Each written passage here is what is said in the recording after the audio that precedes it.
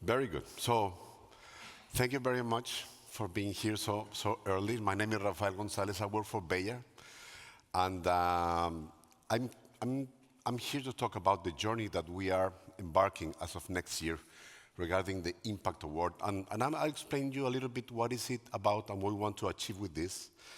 But before that, let me give you a little bit of context about Bayer. Bayer, we are a 160-year-old company. Now we have three divisions: pharmaceutical, which over the last years had like a loss of exclusivity that hit us really hard in terms of our profitability and income on two of our major blockbusters. We're getting better at that, but still not there yet. Crop science, also another big division, similar in size of pharma, facing a lot of issue with the execution of the 5-year plan ahead, but also some litigation issues in the US that you may have heard about glyphosate.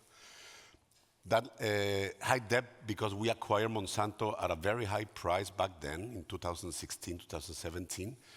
And one thing that was common to all of us was bureaucracy.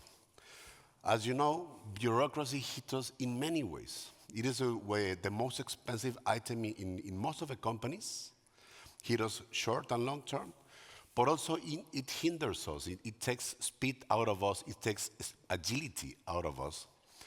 And the new CEO, Bill Anderson, 3 years ago in 2003, decided to tackle this and the other things as well. But this one with what is called DSO. DSO stands for Dynamic Shared Ownership. And yesterday, one of my colleagues, Frank, was here or on the other conference talking about DSO. But I'm not going to give you the whole thing. I'm going to just focus on total rewards, but it's important for me for you to understand what happens. We are trying to move from a siloed functional hierarchy, just as you see on the left, where the managers or the leaders are the owners of the budget. They tell us what to do and how to do it, and the people execute it. It's more or less a simplified version, but that's more or less what happens. And we want to go towards the right. This looks very complicated because we in Bayer, we are specialized in complicated things, but it's basically an arrangement or a network of empowered entrepreneurial teams. We have product teams, we have customer teams, we have technical teams. And I think the most, or the common thing about this is that we have at the center of these teams, the customers, the patients, the farmers. So every decision is taken close to the patient, close to the farmer, close to the country, close to the factory that they are living in.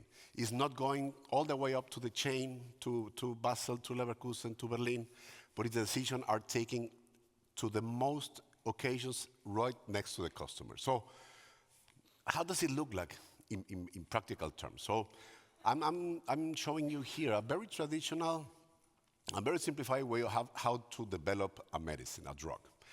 So we have the development phase all the way to the commercialization stage where you have it ready. And you have here the different departments. You have R&D, medical office, product supply, commercialization, etc.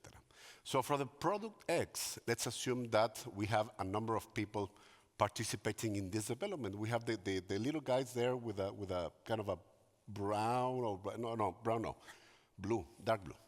So we have people in R&D working in this, chief medical officer, product supply and commercialization, working on this project. So they interact each other, they have meetings, they go consult their boss, and then they go back again, back and forth. But how does it look like in this strange diagram that I showed you? Well, now we organize we're trying to organize in home and work areas. We have the capability cluster with the same functional areas, R&D, medical office, etc. But now we have a different structure. Now we have a much flatter structure. We have eliminated up to 2 or 3 or even 4 layers in some areas, organizational layers. That implies a heavy reduction in managers, about 40% or a little bit more in some areas. But we have a much more fluid and dynamic way to work. I mean, it's not like we don't have hierarchies. We do have hierarchies, but now we organize in a different way. So how does this team work? And I brought here an example. So we have the home, the capability cluster, and you have the work concept. So this is where you belong, so to speak, home, and work is where you go and deliver your talent, your skills. And you have here an early IPT lead and late IPT lead. IPT stands for Integrated Product Team Leads. And you see the center of this is a big red, that's the leader. That's the mini CEO of this particular medicine. And this person has in her team people from the different capability clusters.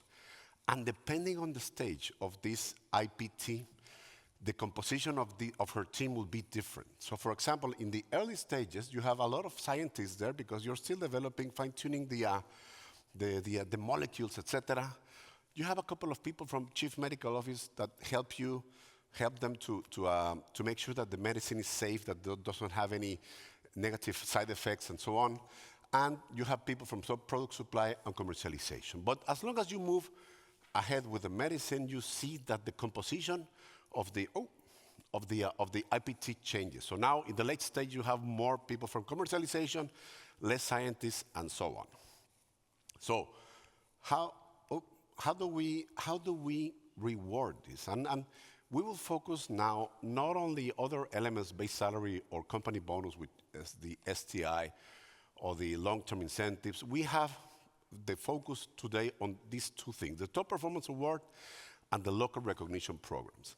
The Top Performance Award was an on-the-spot award that we had a grant, we could grant to other colleagues participating in the short-term incentive that could go from 4% of the annual base salary all the way to 25 or 100% of the STI.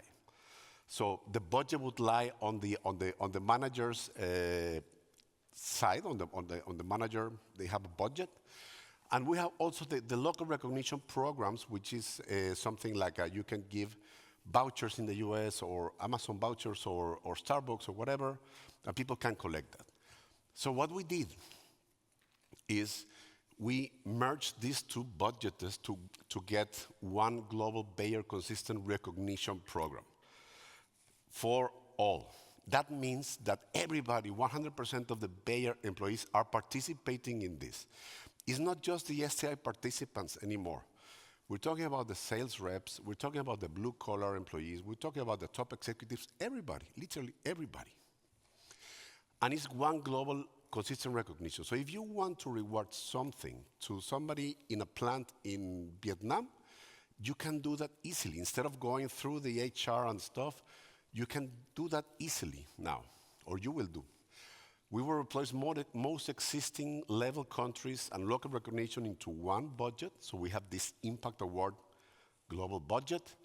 And there's an easy nomination, a couple of checks and balances to make sure that there's kind of a consistency in the awards. And the budget sits at top level. This is important. So the budget is an N-1. So the CEO, one level below. So remember this slide? Let me show you how compensation, how this would work in the past. So you have two departments, R&D and commercialization. And Peter here in the commercial front, we would like to give Thomas an award of, let's say, 5% as a TPA because he did an outstanding job. So what happens is that Peter, as his boss, because remember, the budget is in the manager's side. It's not, Peter doesn't have money for this. So Peter asks his boss, and his boss says, that's a great idea. Let me ask my boss. He goes to her boss, and then the boss knows somebody in R&D, not at the top, but more at the bottom. And then she asks him to grant something to Thomas, and he also agrees. So he asks the manager who has the money and says, hey, can you give something to Thomas because he did an outstanding job, outstanding outcome. Sorry, but I don't have money. I already spent all my money. Okay, let me see what I can do with my boss. And the boss, they go to the boss, and the boss talks to the boss, and they say, you know what?